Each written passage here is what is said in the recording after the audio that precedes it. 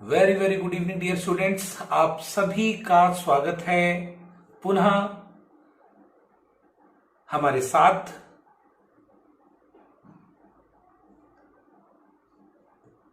शिक्षण के स्तर आज का सेशन है। तो कल आपने इससे जुड़ा हुआ एक पार्ट पढ़ा था जहां हमने शिक्षण के 2 स्तरों की बात की थी। आप लोग बताइए जरा कमेंट करके कि कौन 2 शिक्षण के स्तर हम लोगों ने पढ़े थे। बताइए, सोचकर बताइएगा कि कल हमने कौन से 2 शिक्षण के स्तर पढ़े थे। उन दोनों शिक्षण के स्तरों का प्रतिपादन किसने किया है, यह भी अपना कमेंट जरूर दीजिएगा। ओके, आज हम उससे आगे की चर्चा बढ़ाते हैं। तो आज का सेशन शुरू करने से पहले आप सभी को राधे राधे, गुड इवनिंग। ऋतु अक्सर कहती हैं राधे राधे, तो आज राधे राधे और आप सभी को गुड इवनिंग, सत श्री अकाल, यथोचित अभिवादन। तो आज का जो टॉपिक है वो शिक्षण के अंतिम स्तर पर टिका हुआ है। आप सबको पता है आज का सेशन इंपॉर्टेंट इसलिए भी होने वाला है क्योंकि आज हम सेशन के अंत में इंपॉर्टेंट क्वेश्चंस भी डिस्कस करेंगे।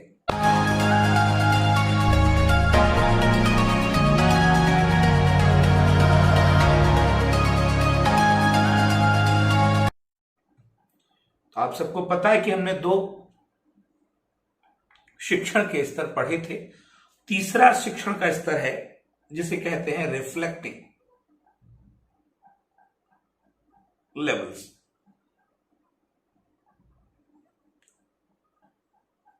यानी कि चिंतनशील स्तर। आप सबको पता प्रतिपादक कौन है? प्रतिपादक हैं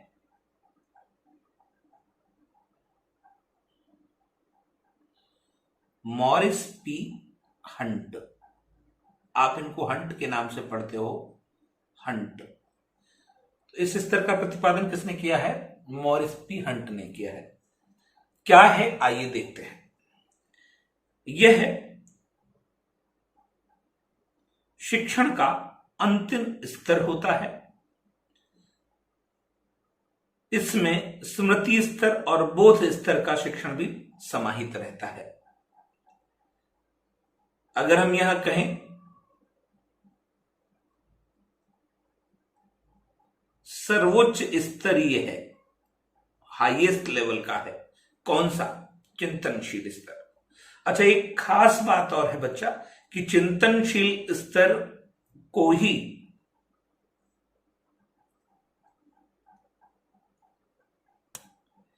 विमर्शी स्तर भी कहते हैं,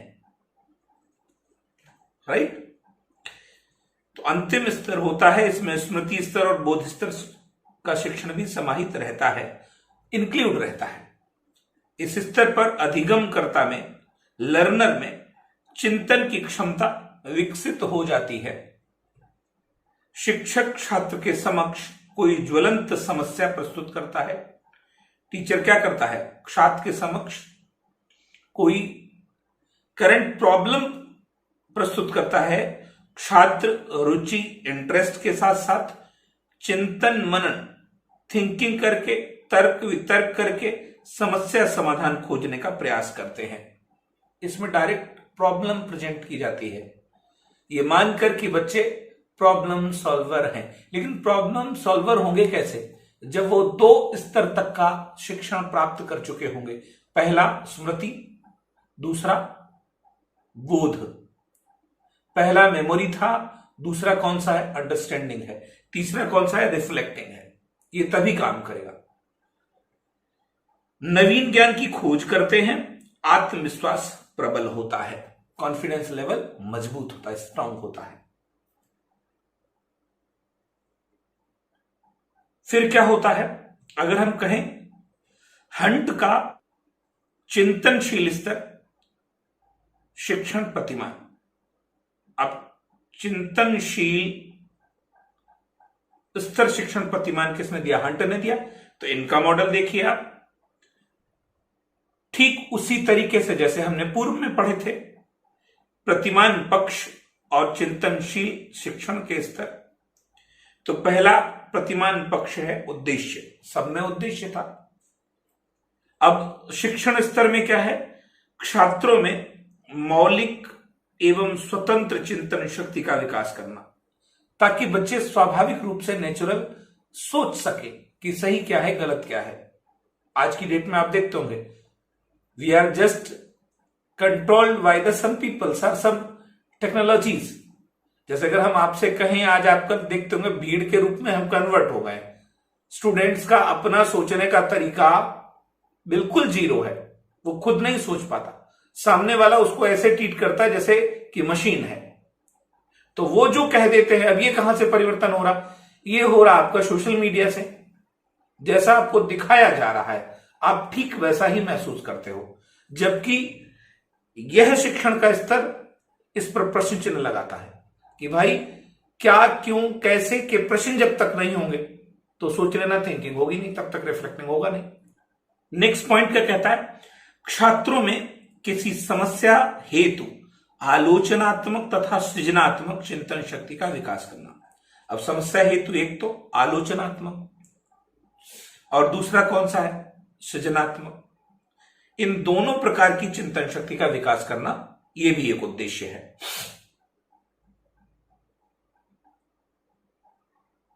अब इसकी संरचना देखते हैं। इस मॉडल की संरचना में क्या क्या शामिल है।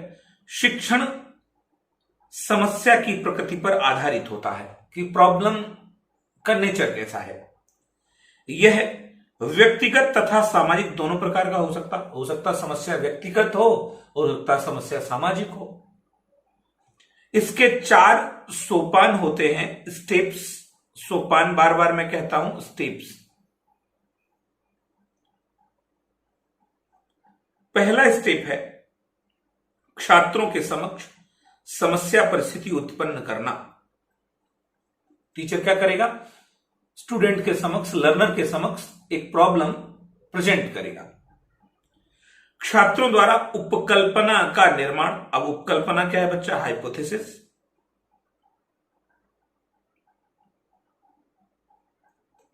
अच्छा, उपकल्पना क्या होती है अगर पूछा जाता है हाइपोथेसिस होती क्या, तो देखो आप, समस्या का संभावित उत्तर उपकल्पना के अंतर्गत शामिल, हाइपोथेसिस। उपकल्पना की पुष्टि के लिए सूझ, चिंतन, मनन करना। अच्छा, संभावित उत्तर है, यह सही है या गलत है। सही है कि गलत है, इसके लिए किसका प्रयोग किया जाएगा, इंसाइट का, थिंकिंग का। और मनन का मतलब भी थिंकिंग ही कह सकते हो आप, इसका प्रयोग किया जाएगा। उपकल्पना का परीक्षण तथा समाधान किया जाएगा। 4 हो गए। सबसे पहले हम क्या करते हैं, छात्रों के समक्ष समस्या परिस्थिति उत्पन्न की जा रही है। फिर क्या होता, छात्रों से कहा जाता कि संभावित उत्तर क्या होगा इसका। फिर छात्रों से कहा जाता जो संभावित उत्तर है इसके विषय में प्रयोग करो आप, थिंकिंग का और इंसाइट का, अपने संज्ञान का। उपकल्पना का परीक्षण कर लो और समाधान कर दो। तो ये 4 सोपान है, 4 स्टेप्स हैं इस मॉडल के। सामाजिक प्रणाली क्या कहती है, सोशल सिस्टम क्या कहता है, कक्षा का वातावरण पूर्ण रूप से खुला व स्वतंत्र होता। देखो हो गया, ओपन है और कैसा है, इंडिपेंडेंट। छात्र क्रियाशील भी है, स्वप्रेरित है। इससे ज्यादा और अच्छी बात क्या हो सकती है कि सेल्फ मोटिवेटेड भी है और एक्टिव भी है। अब डंडा लेकर बैठने की जरूरत नहीं है। छात्रों के समाजीकरण का दृढ़ आधार है, मतलब उनका उद्देश्य सिर्फ इसीलिए है कि समाज को वो सही रास्ते पे ले जाए। छात्रों के समाजीकरण का दृढ़ आधार कि समाज में एक उपयोगी भूमिका निभाए। हम समाज में रहने के लिए हैं, लेकिन समाज का मतलब ये नहीं कि भारी बोझ की तरह जिंदा रहें, जी नहीं।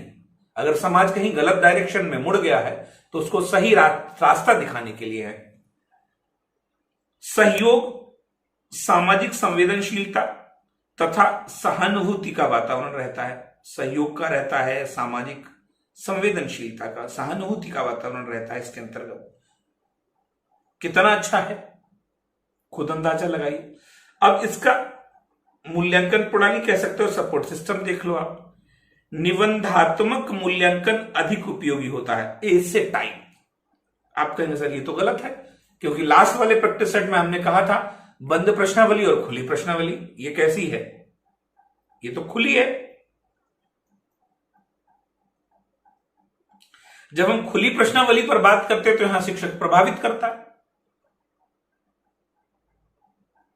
22 है ये, गलत। छात्र के वास्तविक चिंतन का पता लगता है। इसलिए आप देखेंगे सिविल एग्जाम में अगर हम बात करेंगे, आईएएस वगैरह में सबसे ज्यादा जो पूछा जा रहा है वो लेखन ही पूछा जाता है। सबसे बड़ी एग्जाम निबंध के नाम पर है। फिर क्या है? अभिवृत्ति, समस्या समाधान, सृजनात्मक आदि परीक्षण उपयोगी हैं। अभिवृत्ति का परीक्षण, समस्या समाधान का, सृजनात्मक परीक्षण, ये सारे के सारे यहां उपयोग किए जाते हैं। तो बच्चा ये शिक्षण का अंतिम स्तर है। अगर फिर से एक बार ये चीज बताई जाए, अंतिम है लेकिन है सर्वोच्च। सबसे पहला था स्मृति, बोध, फिर कौन सा है? चिंतन। तो आप समझिएगा ये सर्वोच्च स्तर है, ये मध्य स्तर है और ये निम्न स्तर है। ऐसे करके भी सवाल पूछे जाते हैं यहां पर। आइए फिर भी कुछ चीजें हमने लेक्चर में समझ ली हैं, बाकी कुछ चीजें जो बच रही हैं वो सवाल में समझने की कोशिश करेंगे। तो देखते हैं यहां से जुड़ी हुई प्रैक्टिस। पहला क्वेश्चन आपकी स्क्रीन पर है। बार बार वही बात जो हर बार कहता हूं कि पहले प्रश्न को पढ़ने के बाद समझेंगे, चारों विकल्प पर गौर करेंगे, इसके बाद ही अपना आंसर करेंगे। तो बाल केंद्रित शिक्षण में पाठ्य वस्तु की संरचना की जाती है। बाल केंद्रित शिक्षण में, चाइल्ड सेंटर्ड टीचिंग में, पाठ्य वस्तु की संरचना, कंस्ट्रक्शन कैसे किया जाता है? छात्रों के भविष्य को ध्यान में रखकर, रोजगार को दृष्टिगत रखते हुए, कक्षा कक्ष स्तर के अनुरूप, परीक्षा को ध्यान में रखते हुए। Answer please. पढ़ चुके हो आप? अगर आपको कल का लेक्चर याद है और आपने थोड़ा सा ध्यान दिया होगा तो आपको आंसर आना चाहिए।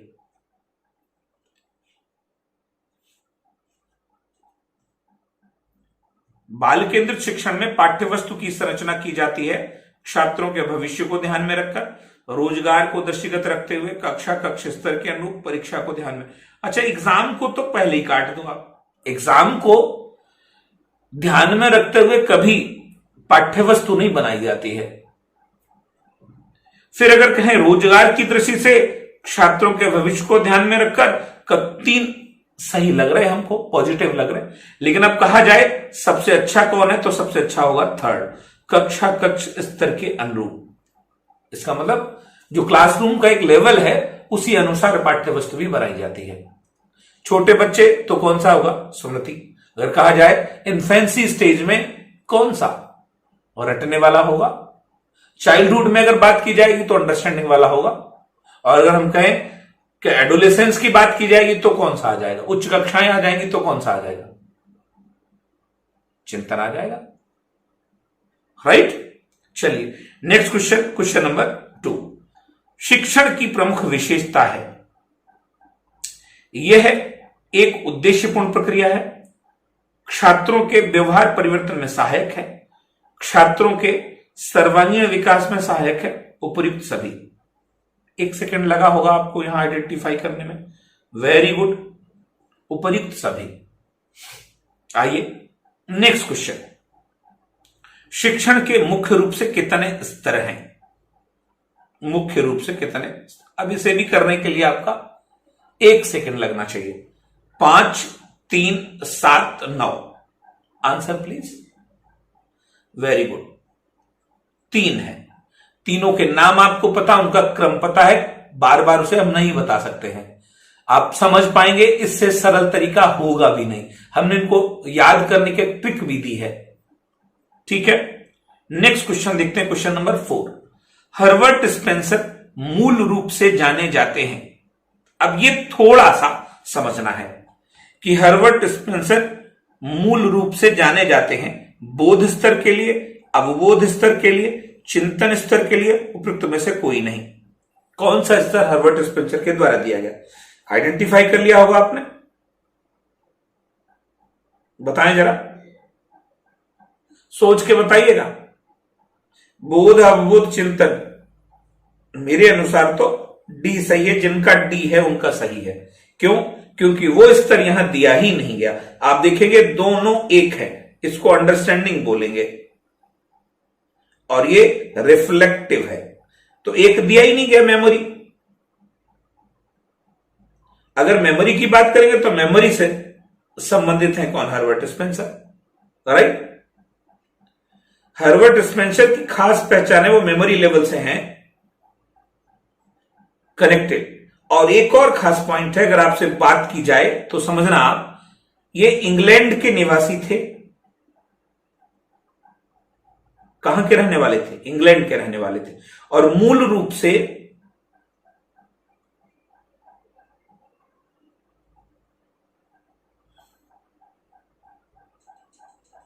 जीव वैज्ञानिक थे। हालांकि बहुत सारे विषयों में इनको मास्टरी हासिल थी, स्व अनुभव से सब कुछ सीखा है इन्होंने, तो जीव वैज्ञानिक थे ये। ठीक है, पॉपुलैरिटी इतनी ज्यादा है कि 1902 में लिटरेचर के लिए इनको नोबेल के लिए नामांकित किया गया था या नामित किया गया था, राइट। आइए देखते हैं क्वेश्चन नंबर 5। हर्बर्ट स्पेंसर के प्रमुख शिक्षण सूत्र हैं, मैक्सिम्स ऑफ टीचिंग्स। सरल से जटिल की ओर, ज्ञात से अज्ञात की ओर, स्थूल से सूक्ष्म की ओर, उपयुक्त सभी। तो बच्चा बिल्कुल सही है, उपयुक्त सभी। हर्बर्ट स्पेंसर का योगदान शिक्षण सूत्रों में भी है। Next question, question number 6। Herbert का पंचपदीय उपागम प्रस्तुत किया गया। हर्बर्ट ने अपना पंचपदीय उपागम है, पंचपदीय प्रणाली है शिक्षण की, ये कब प्रतिपादित की है? 1820 में, 1902 में, 1838 में, 1903 में। Answer please.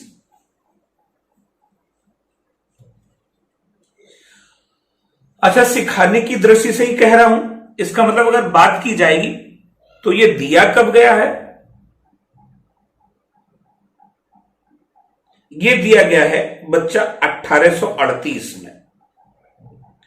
अगर हम कहें 1820 में इनका जन्म है,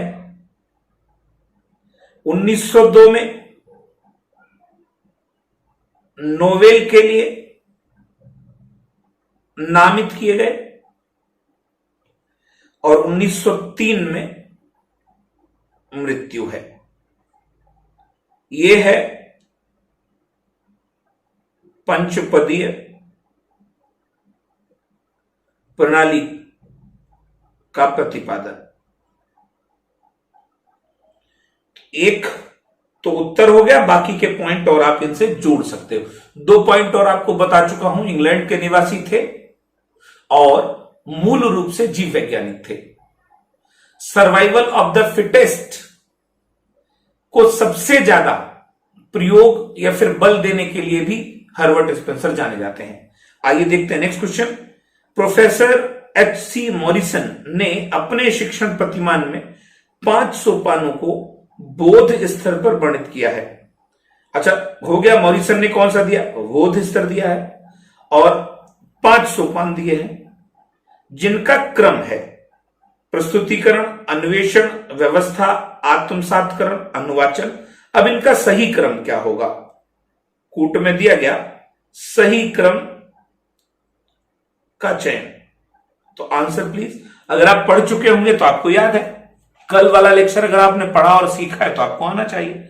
मॉरिसन ने 5 सोपान दिए हैं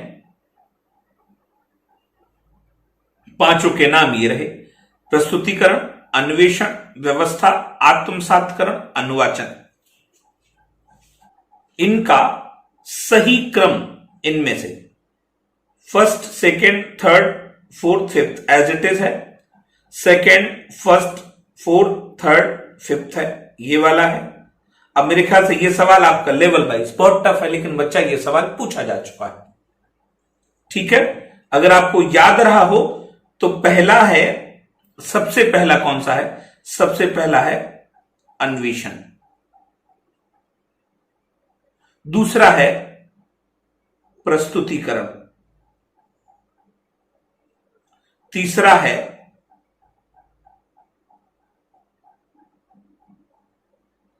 आत्मसातकरण, चौथा है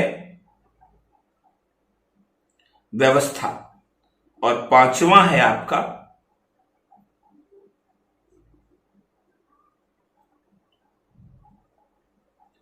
स्मृति अथवा अनुवाचन। अब आइडेंटिफाई कर लो आप। अन्वेषण, इसका मतलब क्रम में अगर हम कहें, अन्वेषण ये पहला दिया गया तो दूसरा वाला पहला आ गया, फिर प्रस्तुतिकरण दिया गया, ये दूसरा दिया गया,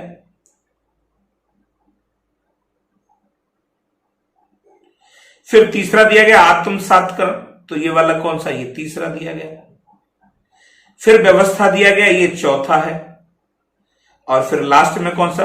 अनुवाचन दिया गया, ये आपका पांचवा है। तो अब देख लो आप, अगर हम कहें हमारा क्रम बन जाना चाहिए दूसरा, पहला, फिर चौथा, फोर्थ, फिर आप बताएं थर्ड होगा, और सबसे लास्ट में कौन सा हो जाएगा? आपका फोर्थ वाला हो जाएगा। देखो मैच कर रहा कहीं? बिल्कुल, second, first, fourth, third, second is right. ये टेक्निकल से भी टेक्निकल सवाल है, इसको समझो आप। अब अगर हम आपसे कहें कि भाई इनको याद कैसे करोगे, याद करने की ट्रिक इतने कैसे सब याद कर सकते हो, तो आप याद कर लो ट्रिक पर। देखो ट्रिक काम करेगी कि नहीं करेगी।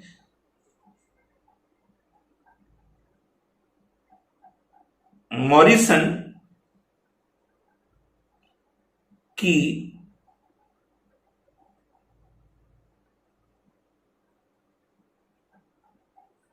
अनुप्रयोगात्मक व्यवस्था सरल है। इस ट्रिक पर आप इसको याद कर सकते हो। ये मॉरिसन ने दिया है, क्लियर है।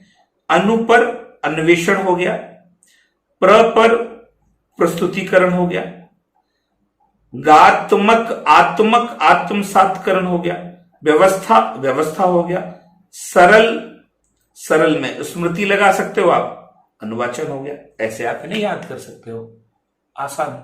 मैं कहीं और से सोचकर नहीं, आपको ही देखकर यहां बता रहा हूं, आपकी आसानी के लिए आप ऐसे याद कर सकते हो। देखते हैं नेक्स्ट क्वेश्चन, क्वेश्चन नंबर 8। शिक्षण का कौन सा स्तर समस्या केंद्रित तो होता है, प्रॉब्लम सेंटर्ड होता है? बोध स्तर, चिंतनशील स्तर, स्मृति स्तर, विस्मृति स्तर। आइडेंटिफाई करें। पहले तो ये है नहीं, विस्मृति स्तर है नहीं, तीन ही है। तो स्मृति पहला है, ये दूसरा है, और ये तीसरा है। अब आप बताएं समस्या केंद्रित कौन सा है, बताइए आप। वेरी गुड, समस्या केंद्रित है आपका चिंतनशील स्तर, लास्ट वाला। इसमें समस्या सॉल्व करवाई जाती है।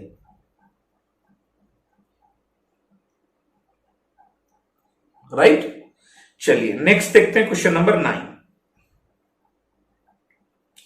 भाषा शिक्षण में प्रमुखता कविता का शिक्षण प्रभावी होता है। बोध स्तर में, स्मृति स्तर में, चिंतनशील स्तर में तो में से कोई नहीं। आप जवाब दें। तीन है, होगा जरूर, फोर्थ को पहले ही क्रॉस कर लो। भाषा शिक्षण में प्रमुखता कविता, तो कविता आप समझ पा रहे होगे, रटकर सीखी जाती है। जब रटकर सीखी जाती है तो रटना याद करना, याद करना, स्मरण करना हो गया स्मृति, दूसरा सही है। क्लियर है? सेकेंड क्वेश्चन नंबर 10, सेम जैसा कि आप पहले कर चुके, पुनः एक बार देख सकते हो। हार्वर्ड की पंचपदी प्रणाली के सोपानों का सही क्रम: प्रस्तुतिकरण, प्रस्तावना, तैयारी, निष्कर्ष व सामान्यीकरण, प्रयोग तथा अभ्यास, तुलना व संबंध। फिर से आप आइडेंटिफाई करेंगे, ये भी पढ़ चुके हैं आप, तो इसका मतलब कल का लेक्चर जिन लोगों ने बेहतर सीखा है वो आज के जवाब दे पाएंगे। अगर नहीं दे पाएंगे, मुझे पता है क्योंकि आज आप पलट कर नहीं देख सकते, इसलिए जिनके गलत हो रहे हैं उसे एक बार जरूर देखना, कल वाला लेक्चर पुनः जरूर देख लेना एक बार। राइट? क्लियर है? तो अगर फिर यहां बात की जाएगी तो याद रखो आप, पहला कौन सा था? पहला था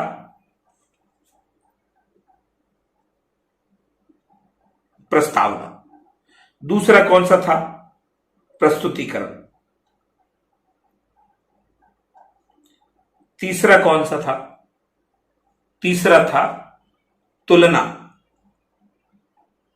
व संबंध,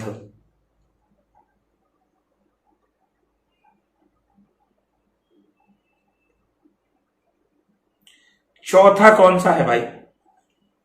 चौथा है आपका निष्कर्ष व सामान्यीकरण।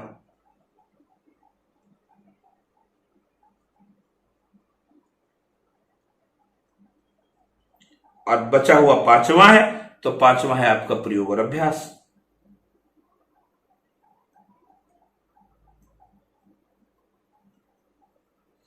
ये 5 है। अब निकाल लीजिए, हम शॉर्ट टिक कर लेते हैं। प्रस्तावना ये रहा, प्रस्तुतिकरण ये रहा, तो ये पहला है, ये दूसरा हो गया यहां पे। तुलना और संबंध ये रहा, 3 पे हम फाइंड कर लेंगे, ये आपका तीसरा है, 3 पे फाइंड कर लेंगे कौन सा आ रहा है बताओ आप।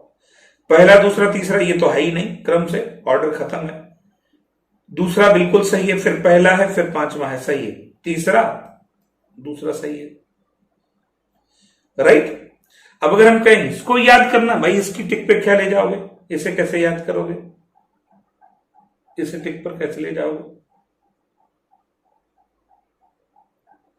हार्वर्ड, आपको नाम याद रखना, हार्वर्ड की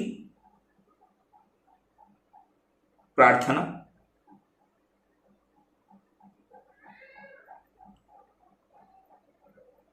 प्रस्तुतिकरण,